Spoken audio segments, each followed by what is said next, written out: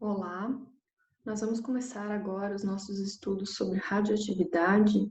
Hoje nós vamos falar sobre os princípios gerais, que na apostila de vocês é a aula 7, da frente 2Z. Mas antes de a gente começar a falar sobre radioatividade, vamos fazer uma pequena revisão sobre a estrutura do átomo. Então, como vocês lembram, de pouco tempo, o átomo ele é dividido em núcleo, onde estão contidos os prótons, que têm cargas positivas, e os nêutrons, têm carga nula, e o átomo também é dividido em eletrosfera, que é a parte que praticamente não tem massa e é a que mais ocupa espaço, que é onde estão os elétrons. Os elétrons, então, praticamente não têm massa, né? No núcleo está concentrada praticamente toda a massa do átomo. Então, ali naquela tabelinha fica bem claro isso. O próton, que tem carga relativa mais 1, e o nêutron, que tem carga 0, são os que estão dentro do núcleo. Eles têm a massa relativa aproximada 1. E a representação, então, portanto, fica o próton com massa em cima 1 e a carga embaixo 1, e o nêutron com massa em cima 1 e a carga 0, porque ele é neutro. O elétron é a partícula negativa do átomo, então a carga dele é menos 1. E a massa, se vocês forem fazer por comparação com o próton e o nêutron, ela é aproximadamente 2.000 vezes menor, 1.836 vezes menor do que a massa do próton e do nêutron. Então, a gente desconsidera. Praticamente, o elétron não tem massa. Então, toda a massa do núcleo está praticamente concentrada, do átomo está praticamente concentrada no núcleo. Então, a eletrosfera é a parte vazia, onde não existe massa considerável. A representação para o elétron, então, fica 0, porque em cima é a massa, e ele praticamente não tem massa, e embaixo, que é a carga, fica menos 1, que é a carga do elétron. Para representar um elemento químico, em cima a gente coloca o número de massa e embaixo o número atômico. E aquele símbolo X ali é o símbolo do elemento químico. Por exemplo, o cálcio ficaria Ca com o número de massa 20,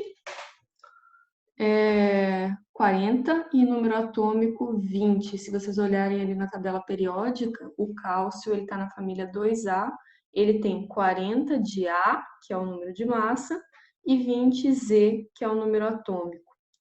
Então, ele ficaria Ca, 40 em cima, 20 embaixo. Dito isso, vamos falar agora sobre a radioatividade em si. Então, um pouco da história da radioatividade. O Röntgen, ele fez a descoberta dos raios-x. E ele descobriu que os raios-x poderiam atravessar objetos opacos, o que levou ele a fazer a primeira radiografia. Essa figura aqui, ela ficou bastante famosa na época que o Röntgen fez ela. É a primeira radiografia feita por alguém, é a radiografia da mão da esposa do Röntgen. Depois disso, em 1896, o Antoine Becquerel ele estava estudando a fluorescência, que não tinha a ver com radioatividade. É uma das propriedades que a matéria apresenta ao ser iluminada. Se algum material é iluminado e ele pode apresentar fluorescência. Era isso que ele estava estudando. Quando ele percebeu que o urânio emitia radiações sempre, mesmo quando ele não estava sendo iluminado. Assim, ele percebeu que isso não estava relacionado com a fluorescência e descobriu os raios, emissões radiativas, ou seja, ele descobriu a radioatividade. Naquela época, ele chamou de raios Becquerel ou emissões radioativas. Então, ele percebeu que o urânio, mesmo quando ele não estava exposto à luz, ou seja, mesmo quando ele não estava sendo iluminado, ele emitia radiações. Então, o urânio era um elemento radioativo. Um pouco depois, a Marie e o Pierre Curie, que eram marido e esposa, eles se interessaram pelos trabalhos do Becquerel e desenvolveram experimentos com radioatividade. E eles descobriram dois novos elementos radioativos, o polônio, eles chamaram ele de polônio, que era em homenagem à terra natal da Madame Curie, que é como era conhecida a Marie Curie, e ele era 400 vezes mais radioativo que o urânio, que era com o que o Becquerel estava trabalhando. E eles também descobriram o rádio, que eles chamaram de rádio devido à intensa radiação que o mesmo emitia, que era aproximadamente 900 vezes mais radioativo que o urânio. Então, eles chamaram os dois elementos que eles conheceram de polônio e rádio, que eles descobriram de polônio e rádio. A Marie Curie, ela foi uma das mulheres mais importantes da ciência no último século.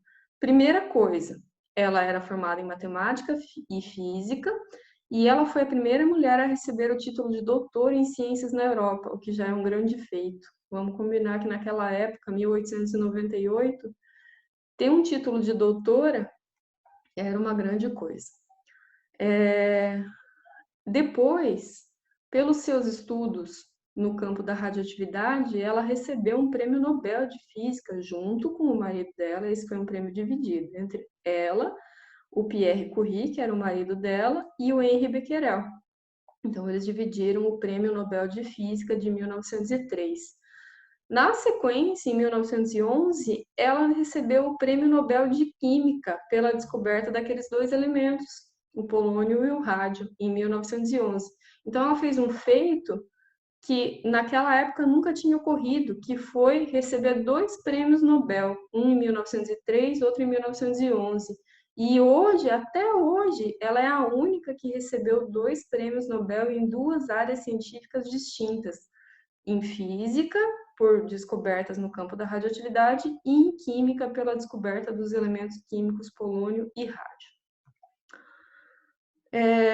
Também em 1898, o Ernest Rutherford, aquele mesmo que já foi estudado várias vezes por causa do modelo atômico, o modelo planetário, ele estava utilizando uma tela fluorescente para detectar radiações de um determinado material. E aí, como é que funcionou o experimento dele? Vocês estão vendo ali, tem um bloco de chumbo, que é um isolante da radiação. Ali dentro ele colocou uma amostra radioativa. E aí ele colocou duas placas, uma negativa embaixo e uma positiva em cima. E o que ele percebeu quando ele liberou aquela amostra radioativa? Que algumas partículas iam para cima, para o lado da placa positiva, ou seja, elas deveriam ser negativas, e algumas iam para baixo, no sentido da placa negativa, ou seja, elas provavelmente eram positivas. E ele chamou a partícula que ia para o lado da placa positiva, ou seja, que era negativa, de partícula beta. E a partícula positiva ele chamou de partícula alfa. E aí, o que ele reparou também? Que a massa das partículas betas, da partícula beta, deveria ser menor do que da partícula alfa. Por que ele percebeu isso? Se vocês olharem ali naquele desenho do experimento, a partícula beta ela sofre um desvio muito maior, muito mais, ela desvia muito mais para cima do que a partícula alfa desvia para baixo. Então significa que ela é mais leve, ela tem menos massa. E a partícula alfa, como tem um desvio menor, é a que tem maior massa. A radiação gama foi descoberta por Paul Ulrich Villard em 1900, 2 anos depois dos experimentos do Rutherford, que descobriu alfa e beta. Ele descobriu esse tipo de radiação não tinha nem carga e nem massa, então ela era gama, 0 e 0. Também em 1900, o Becquerel ele constatou que as partículas beta eram, na verdade, elétrons, só que elas eram lançadas em alta velocidade e aí era conhecida como partícula beta.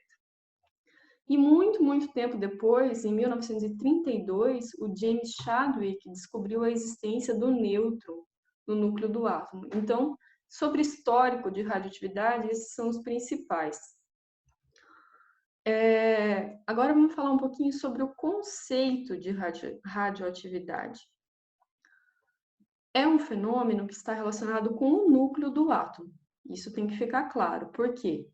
Existem núcleos estáveis e instáveis. Os instáveis, aqueles que não estão estáveis, emitem espontaneamente partículas ou radiação para atingir a estabilidade. Então, quando a gente fala de átomos radioativos, significa que são átomos que não estão estáveis. Eles emitem essa radiação ou essas partículas para se tornarem estáveis. Então, pode ter um núcleo que tem excesso de prótons ou de nêutrons, e aí ele está radioativo, porque ele vai liberar até se tornar instável. Então, o núcleo radioativo também é conhecido como radionuclídeo ou radioisótopo. O mais famoso é o radioisótopo, tá? Então, essa figurinha aqui deixa isso bem claro. Núcleos instáveis emitem partículas ou radiação. Ó, tá saindo as flechinhas ali, núcleos instáveis emitindo radiação ou partículas, para se tornarem núcleos estáveis. E quais são essas partículas ou radiação que eles emitem? Alfa, beta e gama são as principais. Então, essas são as que vão diminuindo até tornar aquele núcleo estável. Existe uma relação ótima entre o número de nêutrons e de prótons para que um núcleo seja estável. Então, os átomos que estão nessa faixa de estabilidade não são radioativos. Por quê? Ele está estável, então não tem por que ele emitir radiação para se tornar estável. Agora, se ele estiver fora da faixa de estabilidade, ele é radioativo, porque aí ele vai tentar liberar o que estiver sobrando, ele vai emitir radiações para ficar estável. Então, o que é radioatividade? É a desintegração espontânea ou provocada da matéria, pode ser espontânea, existem algumas famílias que espontaneamente emitem radiação, ou pode ser provocada pelo ser humano, com emissões de radiação como consequência de uma instabilidade nuclear. Então, se o núcleo é instável, ele vai emitir radiações ou partículas para se tornar estável. Isso é radioatividade. Então, vamos falar um pouquinho agora sobre essa faixa de estabilidade. Então, a gente tem essa figura aqui que, a princípio, parece um pouco complicada, mas vocês vão ver que não é, não. Então, vocês estão vendo aquela linha vermelha e aquela linha azul? Vamos usar a segunda figura, que é a figura mais simples de enxergar. Então, naquela linha azul, é onde o número de nêutrons é igual ao número atômico, ou seja, é igual ao número de prótons. Que nêutrons e prótons são o que está dentro do núcleo, né? E radioatividade é o estudo relacionado ao núcleo, né? Então, nêutrons igual a prótons é aquela linha azul ali. Ali o átomo não é estável. Ele precisa ter um pouco mais de nêutrons do que de prótons para ser estável. Aí vai depender do quê? Do número de prótons. Por exemplo, vamos pegar o primeiro exemplo, o zircônio. Aquele que está ali na bolinha no 1,25.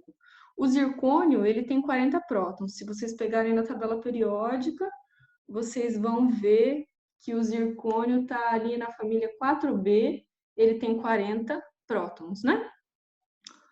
Então, você vai ali embaixo, no número de prótons, e vai no 40. E aí, sobe até lá na linha vermelha, que é a linha de estabilidade, e vê quanto que deu lá no fundo, no eixo Y. E deu quanto? Deu perto de 50, né? Eu marquei ali como 50. Então, esse zircônio aqui, ele deveria ter 50 nêutrons para estar estável. E aí, o que a gente faz? A gente calcula para ver se o zircônio realmente tem 50 nêutrons. Como que calcula o número de nêutrons? N é igual a menos P. Então, o zircônio, que tem o A 90 e o P 40, 90 menos 40 fica 50, que é exatamente o que deveria ter para ele estar estável, certo? Então, o zircônio é um elemento estável e não radioativo. Tudo bem. Então, agora vamos olhar um outro exemplo do Hg, mercúrio. O mercúrio, se você olhar na tabela periódica, você vai ver que ele tem 80 prótons. Então, Eu fui ali no 80, tracei uma linha até lá em cima, até a linha de estabilidade, que é a vermelha, né? E fui lá no eixo Y para ver quanto que deu. Deu perto de 120. Na verdade, a minha linha ela tá um pouco torta ali, né? Então, daria certinho no 120 se eu tivesse feito ela um pouco mais reta. Então, para o Mercúrio estar estável, ele deveria ter 120 nêutrons. Aí, se você fizer o cálculo do número de nêutrons do Mercúrio, N é igual a menos P. Então, para o caso do Mercúrio, N é igual a 200 menos 80, que é 120, que é exatamente o tanto que ele deveria ter para estar estável. Então, o Mercúrio, também é um elemento não radioativo. Tudo bem? Vamos falar agora sobre as 3 principais emissões, que são as partículas alfa, beta e gama. Então, a emissão alfa, a primeira delas, é a que tem massa, é a que mais tem massa. Então, lá embaixo, ela é representada por alfa 4 e 2, e se você vai calcular o número de nêutrons, que N é igual a menos P, fica N é igual a 4 menos 2, que fica 2. Por isso que lá no começo, ali no começo do meu slide, eu escrevi que alfa tem 2 prótons e 2 nêutrons. Por quê? Prótons é o número de baixo, ali na carga. Então, são 2. E nêutrons a gente calculou que também dá 2. Então, a partícula alfa ela é representada por 4 e 2. Desse jeito que está ali no final do slide do lado direito. Ela tem um pequeno poder de penetração. Por que vocês acham que isso acontece? A partícula alfa ela tem muita massa. Ó, ela é a que mais tem massa, número de massa 4. Então, é difícil ela penetrar em alguma superfície. Então, tem um pequeno poder de penetração justamente porque ela tem muita massa. Se você procurar lá na tabela periódica, você vai ver lá na família 8A, o primeiro elemento da família 8A é o hélio.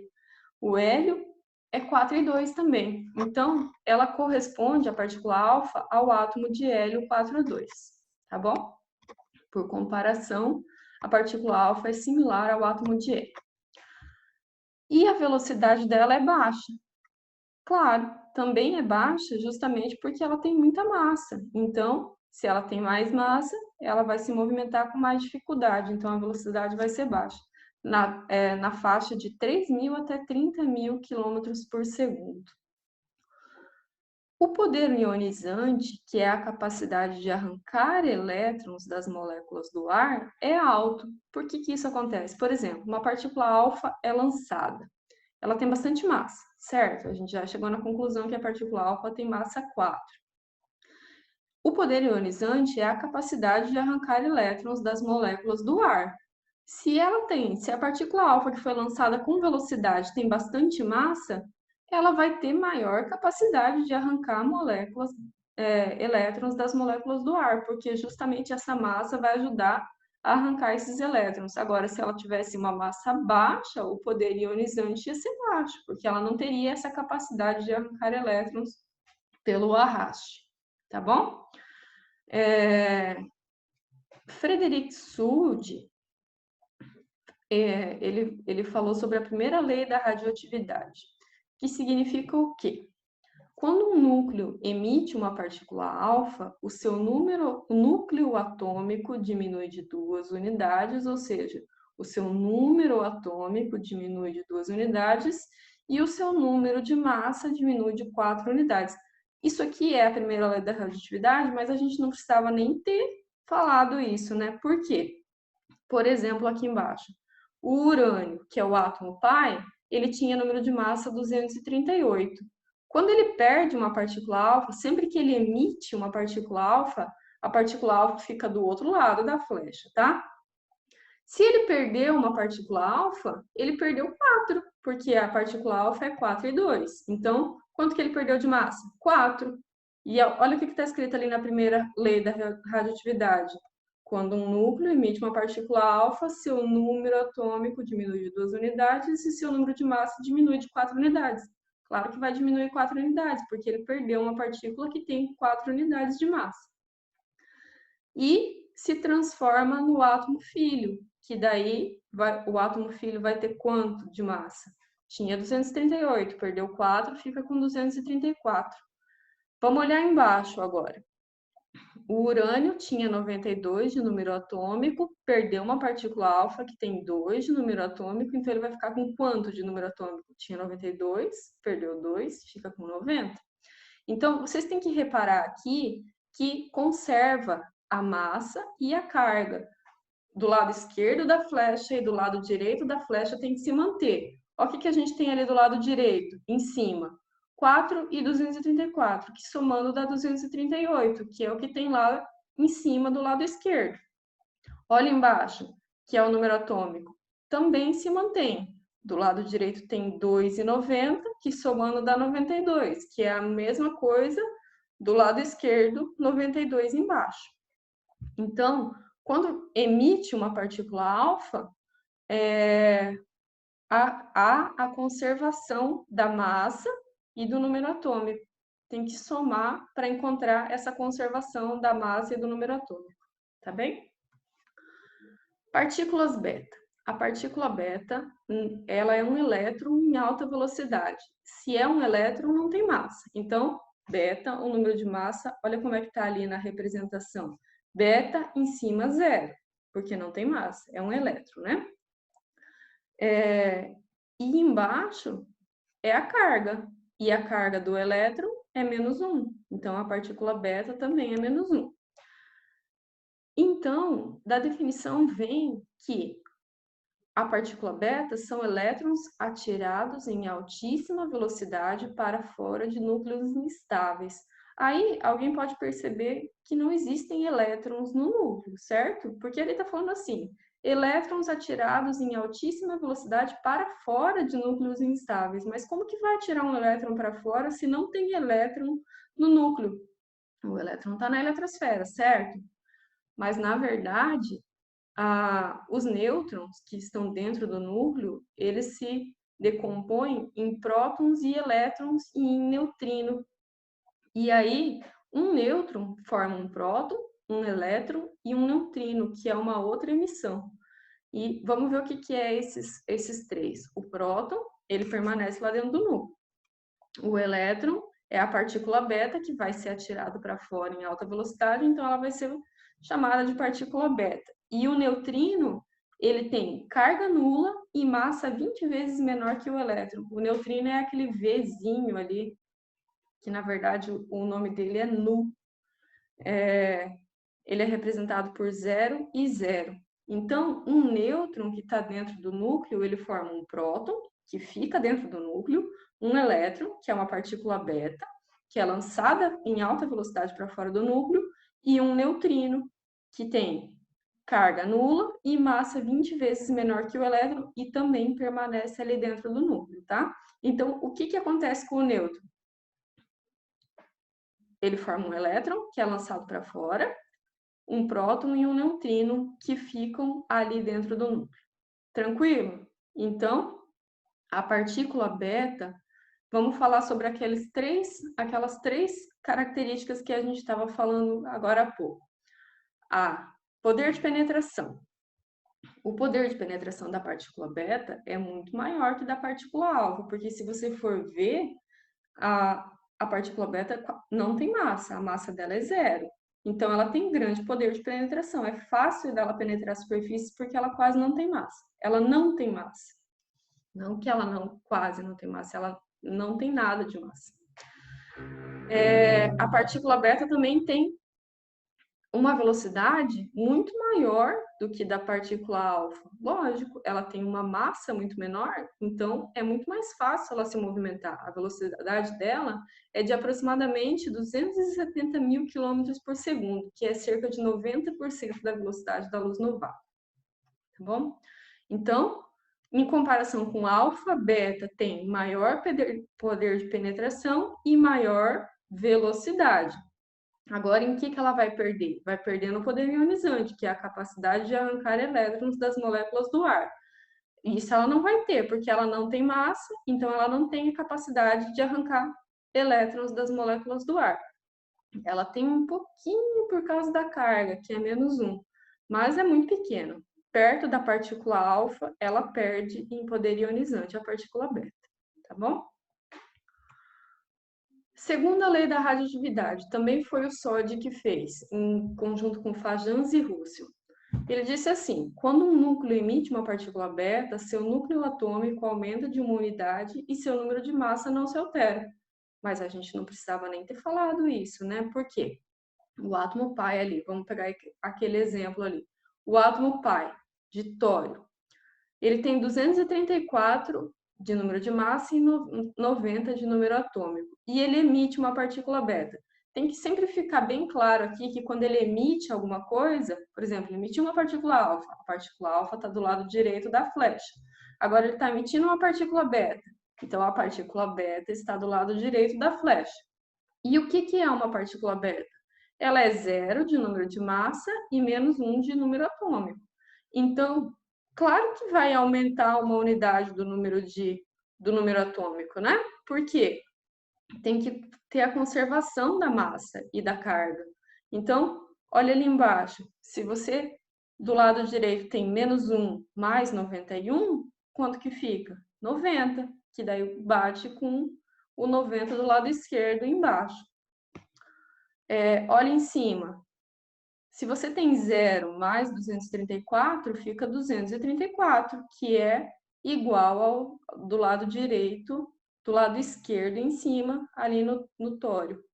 Então, a conservação da massa e da carga é essas leis da radioatividade. A primeira e a segunda lei da radioatividade simplesmente está dizendo que tem que manter a massa e a carga. Não importa o que você estiver somando, tem que manter a massa e a carga. Tá bem?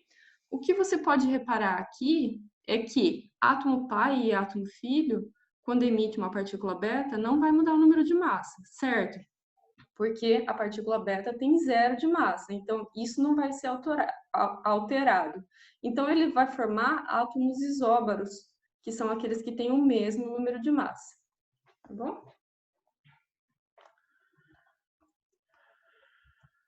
Partículas gama. Mais um tipo de emissão. Essa aqui, ela não é tão conhecida, por quê? Porque ela é 0 e 0. Qual que é a representação dela? Olha ali embaixo, do lado direito. Gama, 0 e 0. Então, não altera o número de massa e não altera a carga quando é emitida uma partícula gama.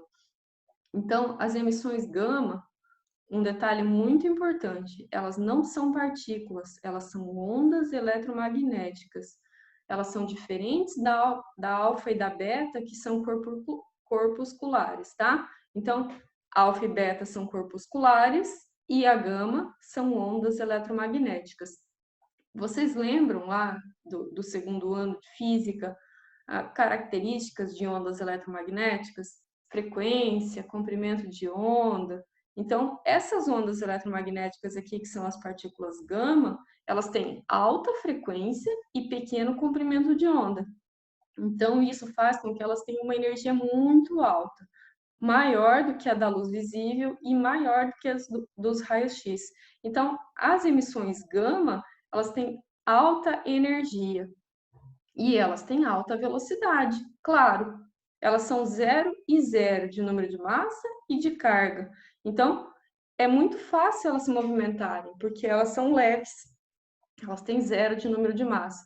Então, a velocidade aqui, além disso, elas têm 0 de carga. Então, não tem nem carga para incomodar, atrapalhar o progresso aqui. A velocidade dela é ainda maior do que da partícula beta. É 300 mil quilômetros por segundo. É igual à da velocidade da luz. Tá bom? Não tem massa. Se não tem massa, é grande o poder de penetração, maior do que a da beta. Inclusive, maior do que a da beta, que também não tem massa, porque ela também não tem carga, a partícula gama, né? Então, o poder de penetração aqui consegue ser maior do que o da beta. Ela tem baixo poder ionizante.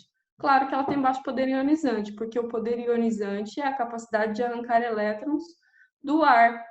Ela não tem nem massa nem carga. Então, o que vai ajudar para arrancar elétrons do ar? Praticamente nada. Então, o poder ionizante da partícula gama é ainda menor do que o da partícula beta. Então, o que tem que ficar claro aqui? A emissão de partículas gama diminui a carga energética, mas não altera número atômico nem de massa. Por quê? Ela é 0 e 0 de número de massa e de número atômico. Então, não vai alterar nem número atômico nem número de massa. E geralmente não é representada nas equações. Olha ali, por exemplo, ali embaixo, o Césio 137 emitiu uma partícula beta, emitiu uma partícula gama e se transformou no bário 137,56. A maioria das vezes não é representada aquela gama 00 ali. Por quê? Porque não vai alterar nem o número de massa, nem o número atômico. Mas não quer dizer que ela não tá sendo emitida a partícula gama, tá? Geralmente ela não é representada nas equações, mas ela sempre acompanha a emissão de partículas alfa e beta. Então, ela pode não estar sendo representada porque ela não vai alterar o número de massa e nem de carga, mas ela está acompanhando. Ela está ocorrendo a emissão também de partículas gama. Então, agora, falando um pouquinho sobre o poder de penetração dos tipos de radiação. Então, a gente viu que o poder de penetração tem a ver com a massa e com a carga, né? Então, a partícula alfa, que tem grande massa e tem carga positiva, ela tem um pequeno poder de penetração. Ela penetra até 0,0 centímetros na pele, mas não atravessa nenhuma folha de papel. As partículas beta, que não têm massa e têm carga -1, elas podem ser barradas por uma lâmina de aço. E a partícula gama, que não tem massa e não tem carga, ela só consegue ser bloqueada por uma parede grossa de concreto ou de chumbo.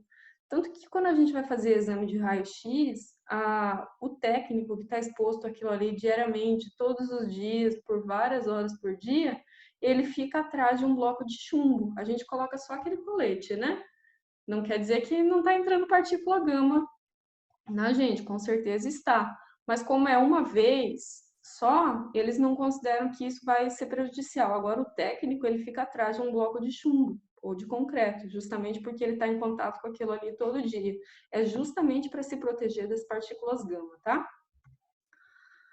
Resumindo, alfa, notação 4 e 2. Ela é semelhante ao núcleo do átomo de hélio, 4, e a velocidade é de cerca de 30.000 km por segundo, com baixo poder de penetração. Partícula beta, notação beta, 0 e -1.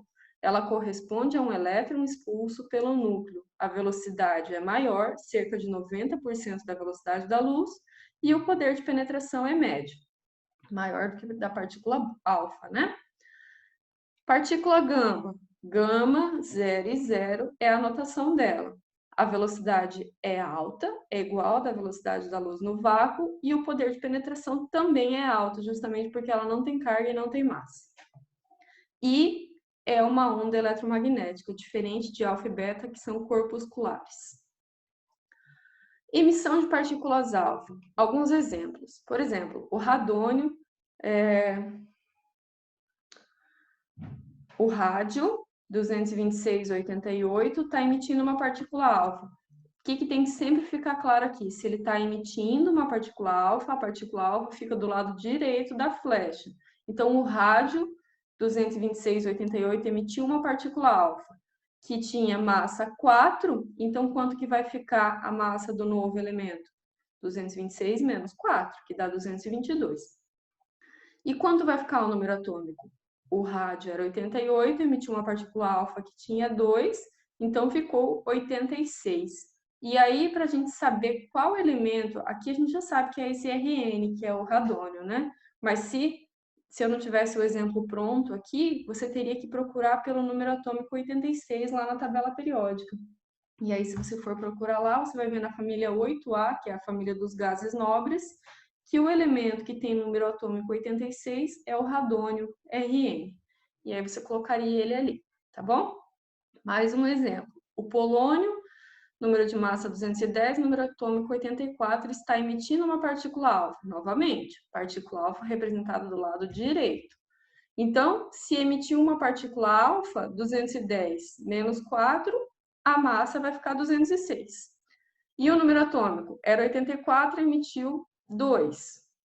Então, ficou 82. E aí, você vai lá na tabela periódica, procura o elemento que tem número atômico 82, e aí você vai achar o chumbo, Pb. E aí você coloca o chumbo Pb ali no lugar do elemento, tá bom? Emissão de partículas beta. Alguns exemplos. O carbono 14,6 emitiu uma partícula beta. O que acontece em cima? Em cima não altera. Então, o elemento que vai formar vai continuar 14, porque a partícula beta não tem massa.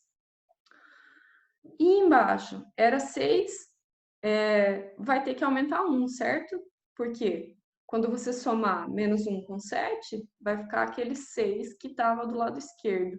Então, o novo elemento vai ter número atômico 7, porque daí 7 menos 1 fica aquele 6 que estava do outro lado.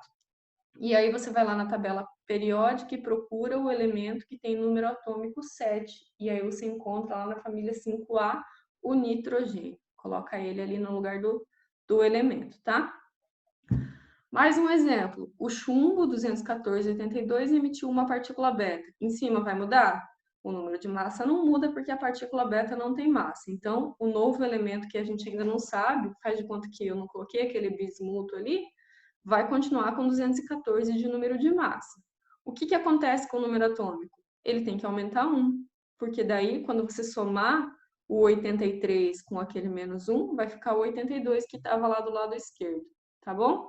Aí, procurando lá na tabela periódica o elemento que tem número atômico 83, você vai encontrar o bismuto. Daí, coloca ele ali. Tranquilo? Conclusões. A radioatividade é um fenômeno em que núcleos atômicos instáveis emitem partículas de energia, partículas alfa e beta, né? E energia gama, transformando-se em núcleos mais estáveis. Então, isso é radioatividade. A partícula alfa, a representação é 4 e 2, porque tem número de massa 4 e número atômico 2. A partícula beta, 0 e menos 1. E a partícula gama, 0 e 0, porque não tem nem carga nem massa.